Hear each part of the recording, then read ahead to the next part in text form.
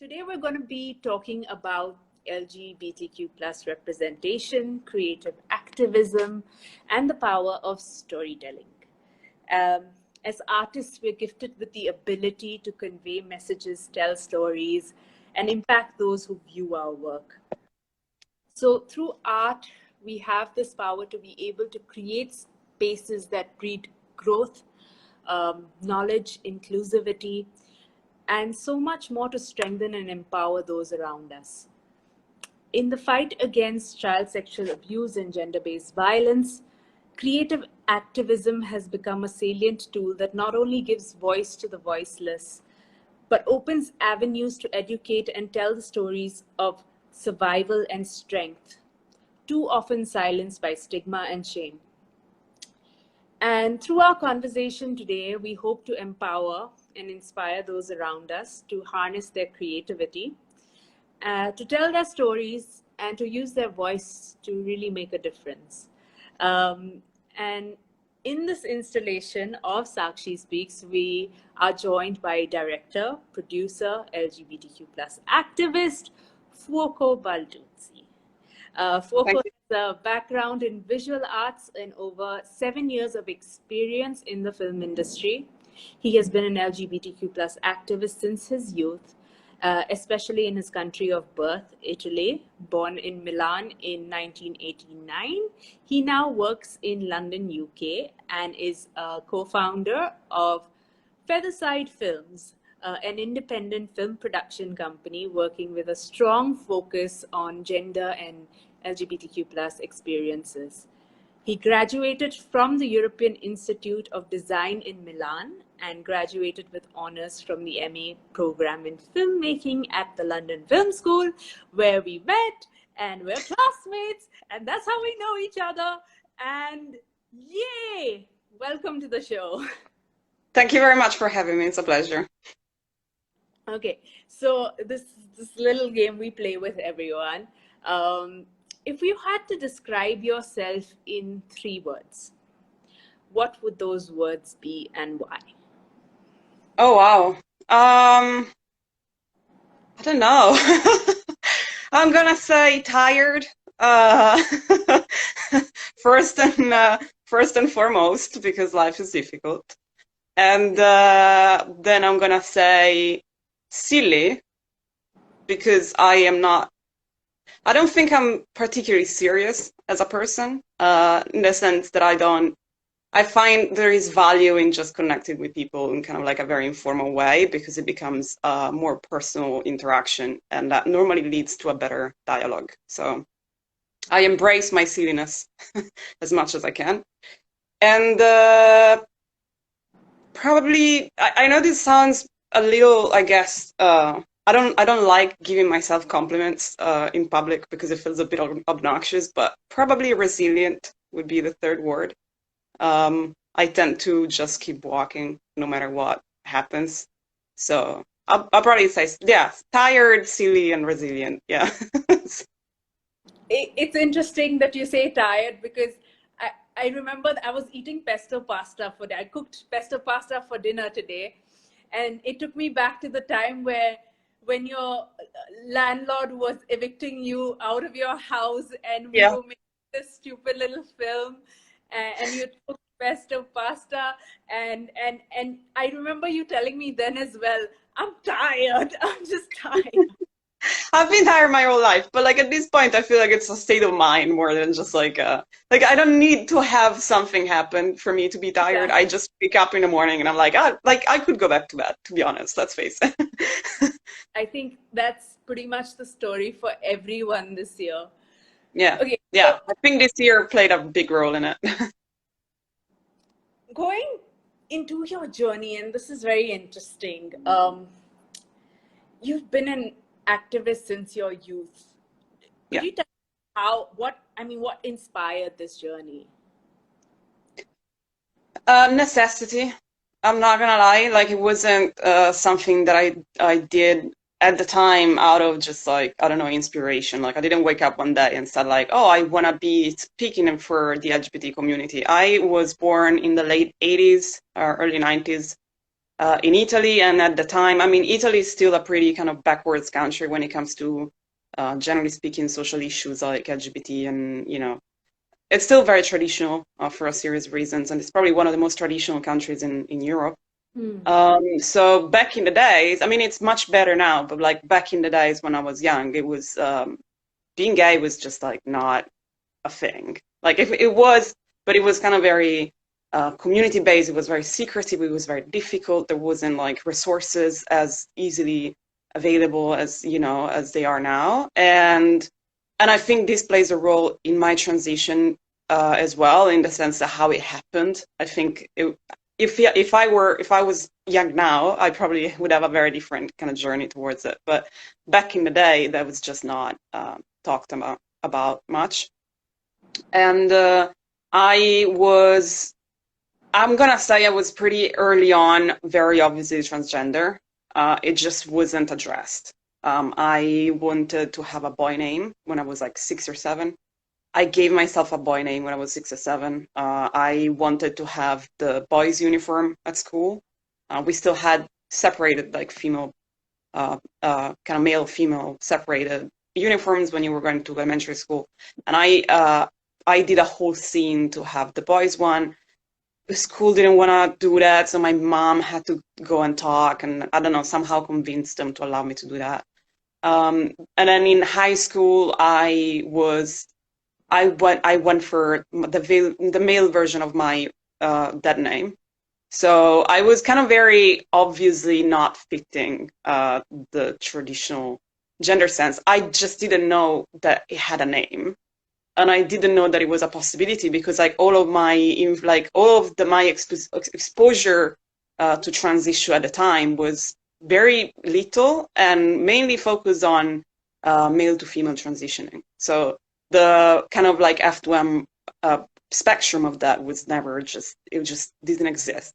So I identified at the time as a lesbian because that was the only frame of reference that I had. So I said, okay, I guess I'm like a butch lesbian, and that's what I am. And and there was a lot of more nuance to that than what I had the grasp at the time to understand. But also, that was back when I was in high school, kind of like late, middle school, early high school. And it was a very lonely life and experience, because none of my friends were gay or out or open. It was not something that was talked about in school. It was not something that was really talked about on television. And if it was in negative terms. So I just started looking for other kids that were like me. And I was like, well, I kind of need to have some sort of relationship and socialization. And so I met my still best friend, which is also an activist, Enrico Caruso. Let's have a kiki if you guys want to follow him. We met when we were in middle school. He's like a little older than I am, but not much.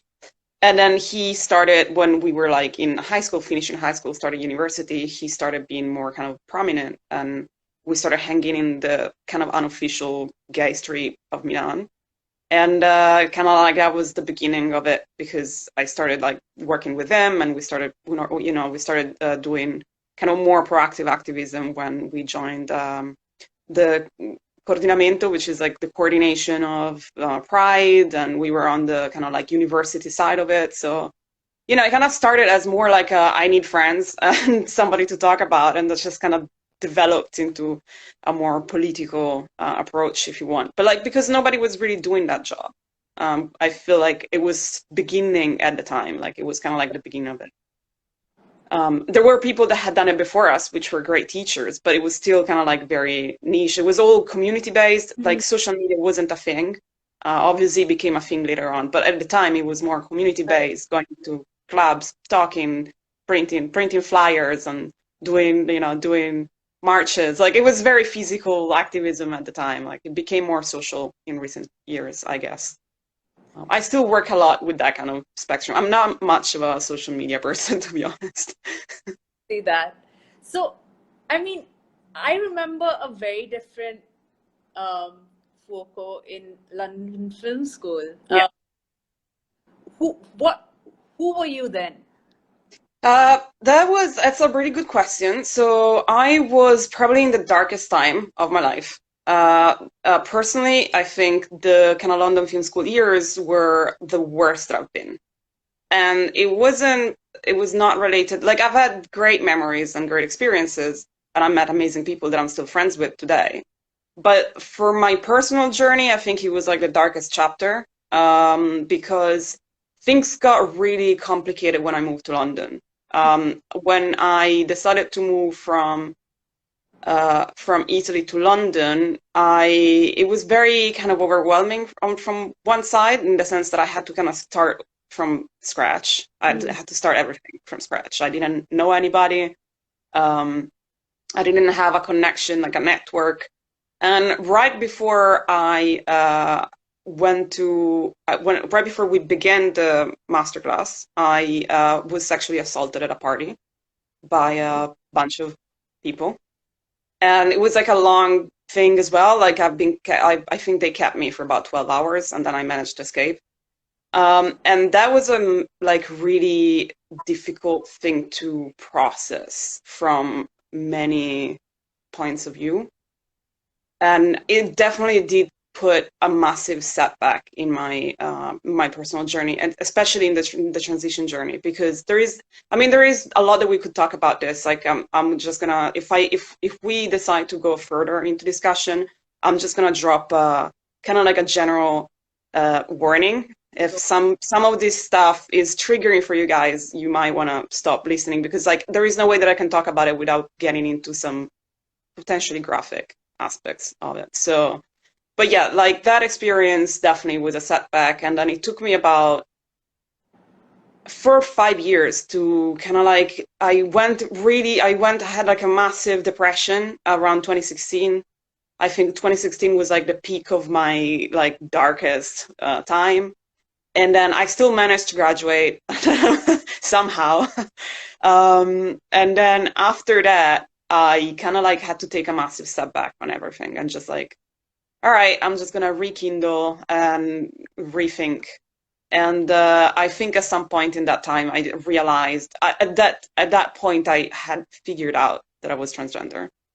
And for a couple of years, I was really scared on how to approach it, because I already had started my career with my previous name. My family didn't know anything of it, because obviously I had been away for years, so they didn't really know who I was at that point. I really didn't know how to handle all of the kind of like coming out part. Although I already came out when I was young, but like in a completely different way. And I found that coming out as trans was a lot more difficult than coming out as gay. Personally, at least, but my experience was that, because it's a lot more kind of like, it's something that is core and central to like who you are, and how the society and the world around you perceives you. So it's really kind of deeply rooted in your experience of the world. It's really tricky to handle, for not for you, as like not only for you but also for the people around you.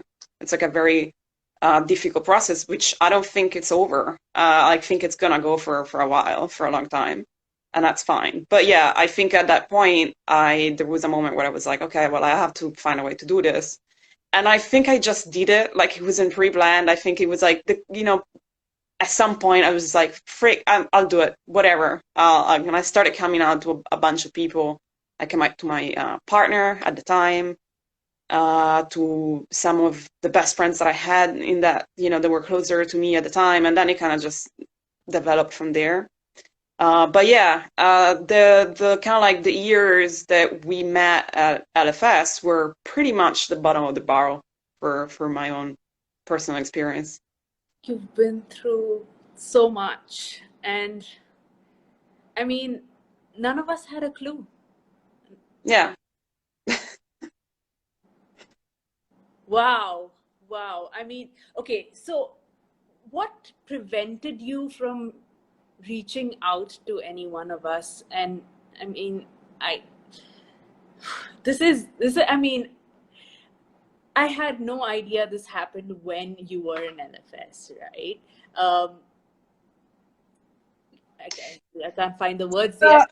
But what constitutes a safe space for you, and what do you consider a safe space? And what was it at that point in time that prevented you from reaching out to anyone?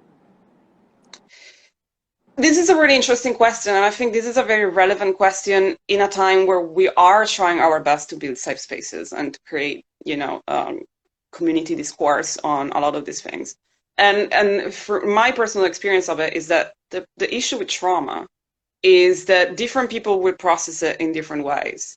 And it's really difficult to create a safe space that addresses personal ways that people react to trauma in a way that doesn't force certain people to, like, when you it takes time for people to be ready to be very public about certain things.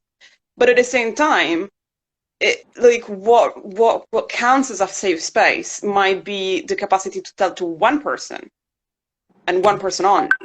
And then for me, the safe space was having the power to deal with my own trauma with my own terms. So like making active, decisions where I had the control over how much I talked about it, how much I thought about it, how much I let it affect me. Because for me, one of the big issues with my personal trauma was the loss of control. To be honest, the loss of control is a huge issue when it comes to, like, not only trauma or sexual assault, but also when it comes to, trans issues and, LGBT issues in general. Like, there is a loss of control. So for me, taking back that control necessarily went through wanting to be very aware of how other people perceived me. And at that time, I wanted to be perceived as a professional that was managing to keep everything together. And I was managing to, produce 4 films in 5 months, which I don't know how we did, but we did. And managed to graduate, make a film, go to festivals, go to Cannes, all of that stuff that we did. I wanted that to be the image that other people had of me. I didn't want other people to see me as, like the person that is going through something difficult, because that would have shifted again the power from me. But that was my very specific way of dealing with it. And it doesn't necessarily mean that other people are going to have to follow that. Like, I don't think there is like a one for all kind of solution to this kind of stuff. There were people that were aware at LFS. Sue Austin was aware. Well, she wasn't aware of exactly what happened. She was aware that, for example, I couldn't go to university on Fridays because Fridays were, so basically the NHS had given me, at some point the NHS, after a series of issues and health issues that were caused by this, decided that I was at risk physically, like I was at risk of suicide or whatever. And so they had appointed a therapist that I had to go and see. But it was like in Tottenham Hale. So it was like, I don't know, 3 hours to go and 3 hours to come back or something like that. And it just, the whole experience wasn't exactly positive for me. So I actually didn't finish that course. But at the same time, for the time that I did go, I couldn't be at class on Fridays because I had to travel 6 hours to go to this one therapist. So yeah, I had to make aware of some people in the university that something was going on. But yeah, it was, as I said, I did choose very carefully who I made part and how much I shared, because that was part of my kind of like retaking control over what had happened to me. I knew I couldn't make sense of it because there isn't sense to make out of it, to be honest. And that was the most difficult part, because I think at the beginning, what really kind of for years, what bothered me was that I was looking for justice. And I was looking for that moment where I was like, this is why it happened, and like this is how this is gonna fix, like this is the end of that narration. And that moment never arrived. And there is a moment where you just have to deal with the fact that nobody's gonna give you that time back. Nobody's gonna give you your experiences of that time back. Nobody's gonna heal you, and nobody's gonna say sorry, and nobody's gonna fix it. There is never gonna happen. And it's really difficult to accept. But once I accepted it, I was kind of like, okay, well, I can move on at least, and I can like make sure that I use the rest of my time as best as I can. And obviously coming out and, going through transition was necessary for that. So, here we are. There is positive and negative. Let's put it this way. So much more. There is always positive and negative. And I think that's important to remember. Of course. Man, I totally admire your resilience. Wow. Wow. Appreciate it. Yeah. Uh, so what do you think changed after LFS? I mean, I haven't been in touch with you, but obviously I have been following you on social media, and I've seen a lot of content on live action role play or LARP, Yeah. as Yeah, that's my other part of life that is not cinema. so, could you tell us a little bit more about LARP? I don't think Indian audiences are very familiar with it, and how did that experience sort of enable you to explore your identity? Oh, that was huge. I mean, that was always, I think that's huge for many people that do it, to be honest. It's like, so I'm just gonna do a bit of a digression and kind of like, you know, I guess introduce you to LARP if you guys don't know what it is, because it's like, it's a very niche thing. So I don't expect people to be like on top of it. But basically, live action role play very much is like, I don't know if you know about Dungeons and Dragons in general, like role play in general, like when you create a story and you play it out and you play the characters, and to be honest, it's very much like cinema with just without the cameras. And so that bottom line is LARP is the equivalent of what we used to play when we were kids and we were playing Let's Pretend. You just do it with cooler costumes and like in better places and with like a writing team that writes characters for you and like writes story arcs, and you just experience it like in person and you interpret your character. It's very fun. It's very liberating. A lot of people that are, for example, interested in acting but like not fully ready to just like jump into like an acting school or staying on stage.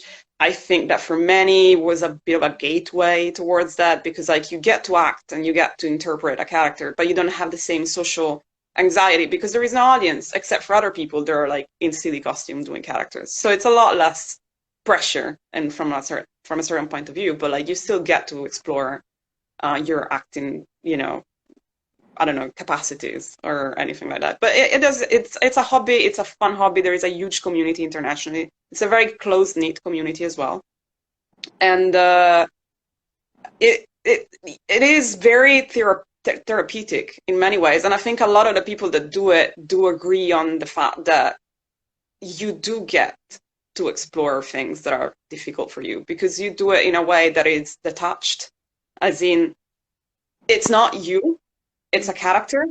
So you do get to maybe relive things and like play out things and like touch themes that are, you know, things that have been in the back of your mind, but you don't have to do it, you know, with the exposure of doing it yourself in your personal life with people that know you. It's kind of like there is a bit of a yeah, a separation that really helps. So I think a lot of people find it really useful, not only for dealing with things, but also to explore things that they couldn't explore in their regular life.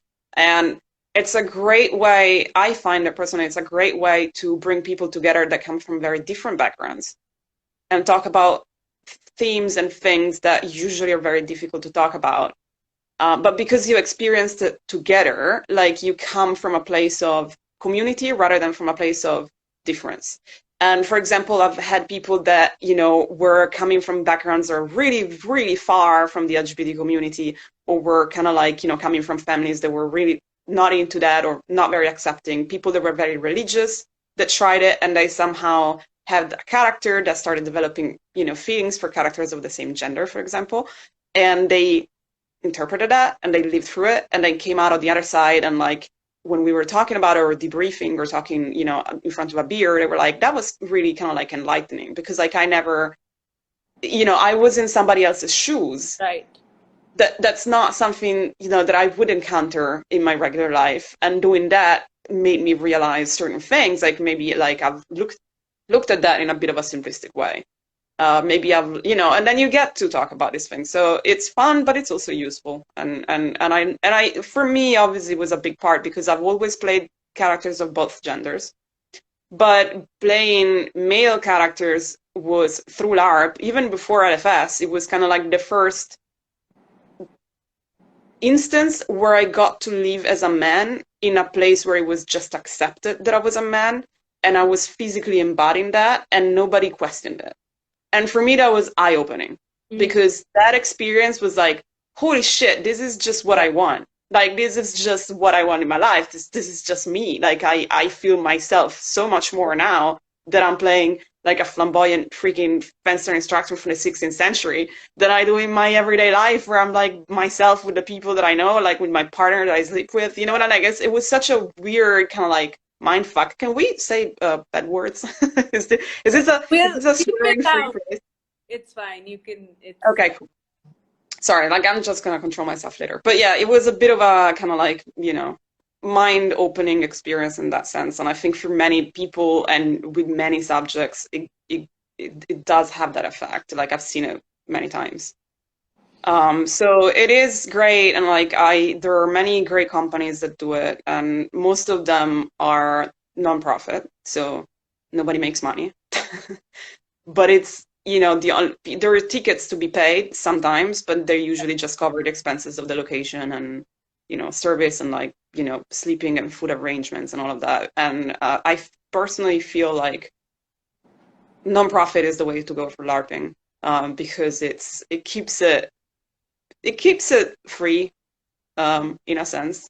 But yeah, no, it's very natural for people that are interested in film to at some point get interested in that, because it is a bit like making a film. You just write it collectively and you write it live. It's like a live action film that happens without cameras. That's crazy. Man, I've always seen your pictures on social media and been like, damn, I want to do that. You should come. I'll look you up. I'm gonna do that after this pandemic is over, if it is Yeah. over. Yeah, pandemic sadly was a bit of a problem with LARPing, but we did manage to create some really interesting games that happen online.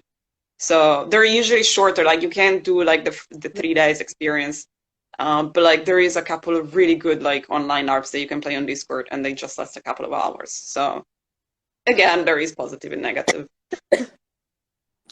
It's really interesting. I mean, we talk about theater and role playing. I mean, it has such a power.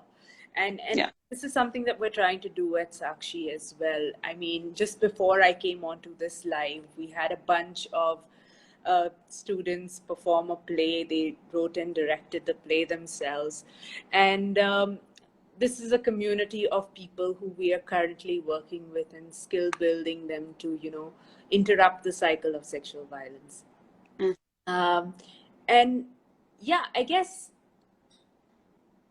it does have that therapeutic effect on people, and we've seen that happen. So going on to work, your work has a lot of focus on gender and LGBTQ plus experiences, and oftentimes there can be a stigma or some kind of pushback against these themes and topics. So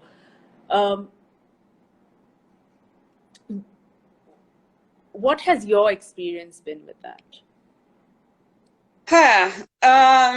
It is complex. Again, I feel like I have a bit like I'm just gonna tell you my opinion on it. And it's like, so LGBT filmmaking is great. And I think obviously like I wouldn't work in it if it wasn't great. And if I didn't think it was great. It's full of talent.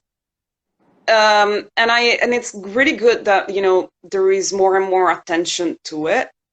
There is also like kind of like the other side of this coin, which is that the tendency that I see, especially from many festivals, is to kind of create a special selection for LGBT filmmaking. So you don't participate in the big boys competition. You have your own competition aside, which is like the LGBT themed, selection or competition or whatever it is. And I understand that I understand where it comes from. It comes from a place where you want to create platforms for films that maybe didn't have platforms, to begin with. But it is a really kind of like it's a slippery slope, because that in the result of that is LGBT filmmaking, from my point of view, has a tendency to be very limited in the kind of themes and genres and tropes and general structure that you encounter, because it becomes a little bit of a pool in itself that kind of just keeps feeding itself. And it hasn't moved much from where it was like 10 or 15 years ago or 20 years ago. And like the vast majority of LGBT shorts or films that you encounter are still kind of what I call the sad story of the sad boy that is in the closet, which, you know, it's like absolutely an experience, and it's absolutely something that is very specific and unique to the LGBT experience that we should talk about. But there is a bit of an accent that keeps being put on it being just kind of tragic and drama-based and a bit boring. I hate to say it, but sometimes it is. Totally And agree. yeah, and just generally speaking, not actually, I think the biggest issue, not very visually challenging, not very visually creative, not trying to push the boundaries in terms of, you know, what can you achieve visually or in terms of genre. And so one of the things that we're trying to do is to shift that kind of a little bit, and we're starting to incorporate LGBT themes in genre films like horror and sci-fi and, you know, that kind of stuff. Like, because at the end of the day, of course there is a matter of representation. Of course you want people and you want kids to see characters that could relate to them and that could inspire them to do whatever they want to do in life.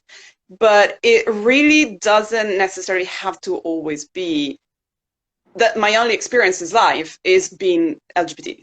Like, I can, if you're LGBT, that's what defines you as a person. That's it. You're LGBT. That's it. That's your entire destiny. You're gonna have to deal with like the prejudice and the trauma and the stigma and the boys and the girls and the breakups and the closet and that's it. Like, there is a part of me that wish I want to see, you know, a superhero movie where the protagonist is gay, but that's not the point of the film. The point of the film is that he kicks ass and he beats the crap out of bad guys. That's it.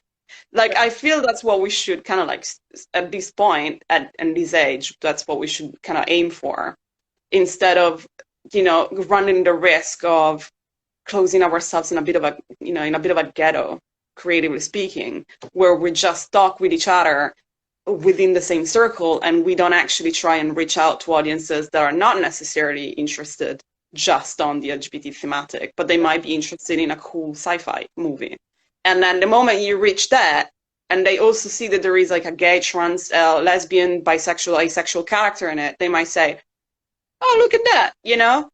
Crazy. Never thought of that. But yeah, you know, the film was awesome because it was entertaining. So I feel like that's a really, you know, that's a big discussion to have.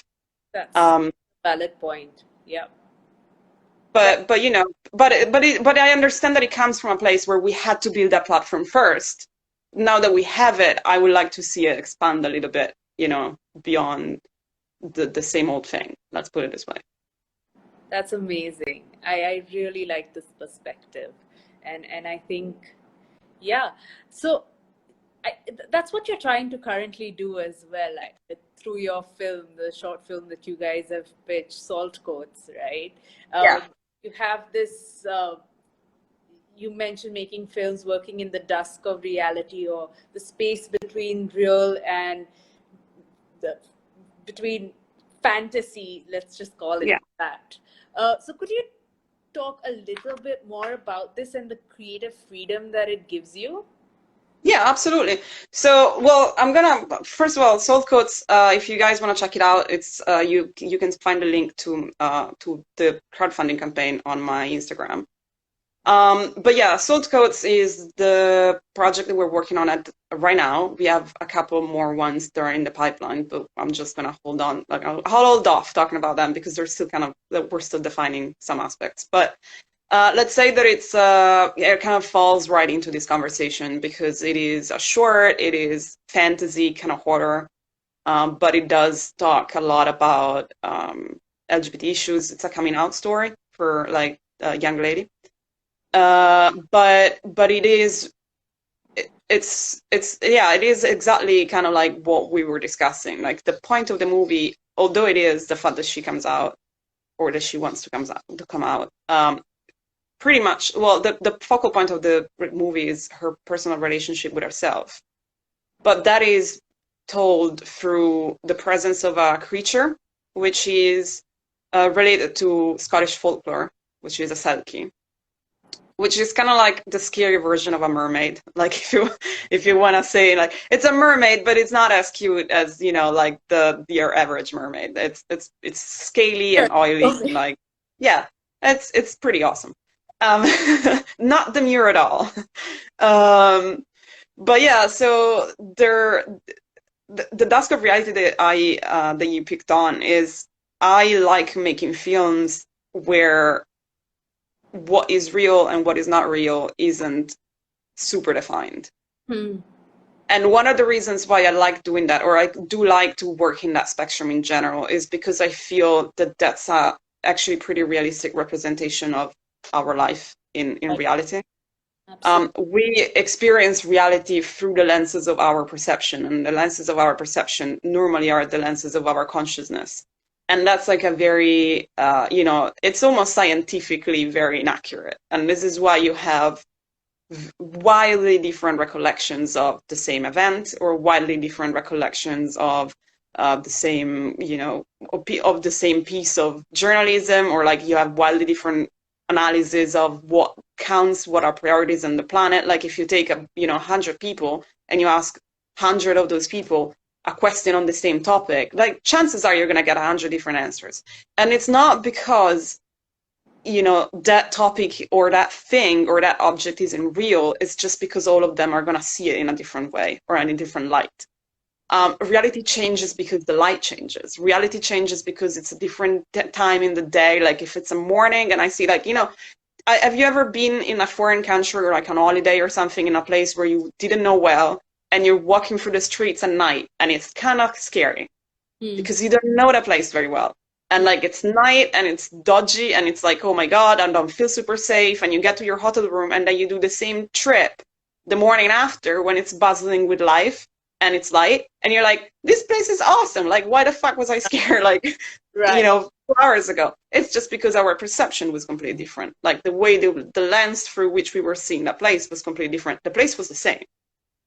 So Yeah. that's kind of what I want to represent, and this is Yeah. one of the reasons why I'm like I don't like realism is a very subjective concept from my standpoint.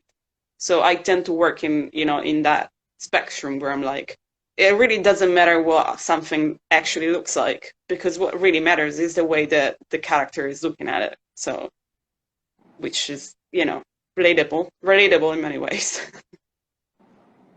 And also it's creatively very freeing That, because at that point I don't have to follow rules, which I love. I hate following rules as a general truth as a general truth in life. I don't particularly love rules, so I don't think anyone loves rules. exactly. So if you find a way that it's makes sense narratively to just create your own rules, then absolutely go for it because that's how you push creativity forward in a sense. Yeah, absolutely.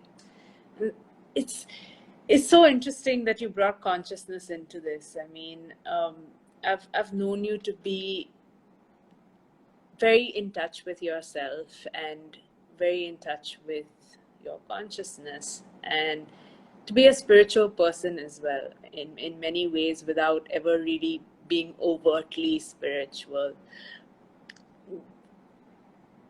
Is there an aspect, is there something to it? I mean, would you say there is a spiritual side to Fuoco? Well, yeah, there isn't a spiritual side in a kind of like, organized religion sense because Right. I think humans we have a really bad tendency that it's the moment we group up and we Mm, gather in a bunch or like in a herd of any form, we tend to have a huge influence on each other. true. And that influence can go out of control very quickly. Like it can become as something very positive and very useful to create grounds for connecting. But then there is a point where that influence becomes so subtle and powerful that you can't lose control over it. So every time that things become too structured, I shy away, but not because I don't think that works for other people. It's just because I'm really conscious of the fact that we can't really escape that. There is no way of escaping it. I feel like reaching full personal, emotional, and spiritual freedom is a level of illumination that, like, I don't think most of us are ever gonna, achieve. But if we can strive for it, at least. Like, at least what I try to do is that I can strive to pause. I'm a bit of a skeptic in a sense. Like, I like to pause and think about things and say, like, wait, am I getting every angle of this? Am I really, like, am I just stopping on the surface? Am I just thinking, can I go deeper and actually analyze it better? Like, I tend to do that, and sometimes is that become a spiritual exercise, I think. It is. You're looking It's a in. bit of a scientific, I guess, spiritual exercise, but it is a spiritual exercise nonetheless. For sure. And one of the examples of that influence, I think it's a very common experience for people transitioning to one gender to the other, is that we tend to want to pass as that gender. So as somebody, transitioning to male, there is a huge part of me that wants to pass as male, that wants people to perceive me as the man that I am, and wants people to respect that man. And one of the ways, and one of the more instinctual ways of doing it, is to try and copycat and absorb all of the examples of masculinity that I can find. And there was a time in my life where I was doing that a lot. And I also realized that the problem with it is that a lot of those tropes and a lot of those very kind of strongly identifiers of, male or female in our society are actually pretty toxic. So there is a point where you have to ask the question, okay, I want to be a man. I am a man. I identify as a man. I've always done. I want other people to see me as a man. But what kind of man would I want to be? And that's it's a really important question, because, like, I am not proud of the way that I treated some of my girlfriends in the past or my friends in the past, because I was trying to embody what I thought everyone was going to see as a man. And by doing that, I've actually mistreated some people. And at some point I had to say, okay, but, like, that's maybe what I've been told that I have to do. Like, does it make me less valid if I decide that I don't want to mistreat certain people, that I don't want to be toxic toward women, that I don't want to, but that's an exercise that everybody should do. But at some point, some people are kind of forced to do it a little bit, more in depth, I guess, which is also a positive. But, like, yeah, it's the same problem. The moment we collectively gather and set down rules to follow for experiencing something, the reality of it is that sometimes it gets really tricky to drive a line and say, okay, what is actually beneficial and what is a negative trope that we're going to carry on and pass on to the next generation. And so this is one of the reasons why, yes, I am spiritual, but I'm very conscious of how spirituality can become very quickly very damaging, in a sense, when it becomes culty. in the best possible sense. But it is important. I think it's very important to be critical of yourself and the patterns that you have set for yourself in the past, and to look back and be like, hey, but I know better now. And and I think that's what we're trying to do, even through the projects that we're doing. And I'm sorry, but we're going to have to wrap up soon. But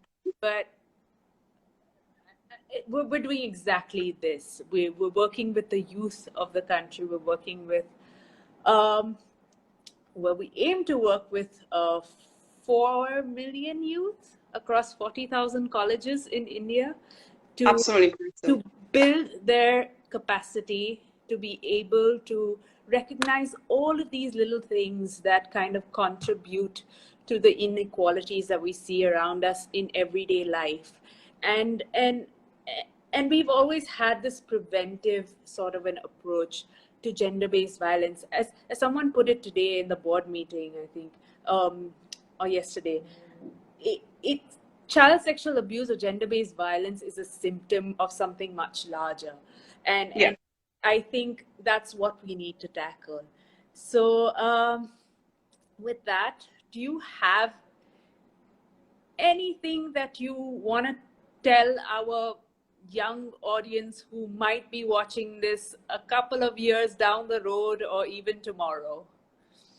Well, I mean, I don't know if I'm the kind of like. I mean, I don't know if you should follow any of the advices that I give, but like, I don't think of myself that much in that sense. But at the same time, I think one thing that I can say is the work that you're doing is vital for building, for striving, exactly what we were talking about before. Like collectively, we need to strive towards being more conscious about not only the negatives, but also the positives, and nurture the positives, and kind of like kind of erase the negatives, but not in an aggressive way, because I don't think that aggressively erasing negatives is a long-term solution. What you need to do is to address it and address it in a place of of shared experience and growth, and saying, okay, I also done this, but I think I can do better. And I think I can do better, not in the sense of the moral stance of being a better person, but in the sense of making the people around me feel better in their everyday life. And the moment you approach that with that, approach, the moment you approach it with the idea that what you want to do is to just make people feel good, that's, to be honest, or like ask them to look in corners that they might find things that they didn't think they were going to find before, it becomes a lot easier to deal with things, because like it's not about this like difficult struggle to become somebody that you're not, or like to elevate yourself. It's just really, okay, how can I make this person feel good? How can I make this person feel good about themselves, for example? So I think it's an incredible work what you're doing, and I really appreciate it.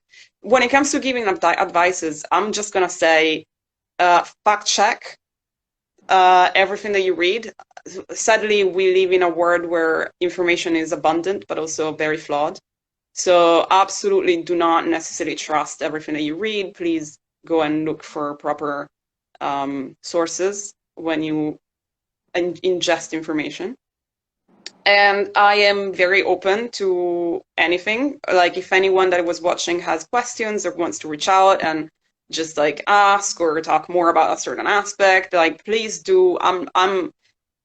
I am super happy to do it. I do it a lot, and it's just I'm like, it makes me happy. And if anyone has questions, I'm super open to it, and you can follow me. Like I'm not super active on social media, but I will answer messages. Also check out Soul Codes if you might be interested in that. You'll find the links in my bio. I'm going to give 2 call to actions here, guys, for everyone who's watching. The first call to action is Fuoco is running a fundraising campaign on salt coats. It's on Kickstarter, and you'll find a link in his bio. So head over there and contribute something. It's an all or nothing campaign. So you have 3 days, I think, to meet your target. Yeah, we have 3 days left. That's correct. You have 3 days left to reach the target amount. So please, guys, go and contribute, because if they don't reach the target, they get nothing. Yeah. Second call to action here is we have a fundraising campaign as well going on to sustain the work that we're doing. 1,000 rupees or £10 will equip one youth to be able to prevent violence in their family, in their surroundings, in their communities, and will enable us to engage with them over a period of 2 years to build their capacity. So please head over and donate to both the campaigns if you can. I will, and I will also share as much as I can. Love you. Love you very much, and thank you for having me today. It was great. It was a great chat, and it was a lot of fun.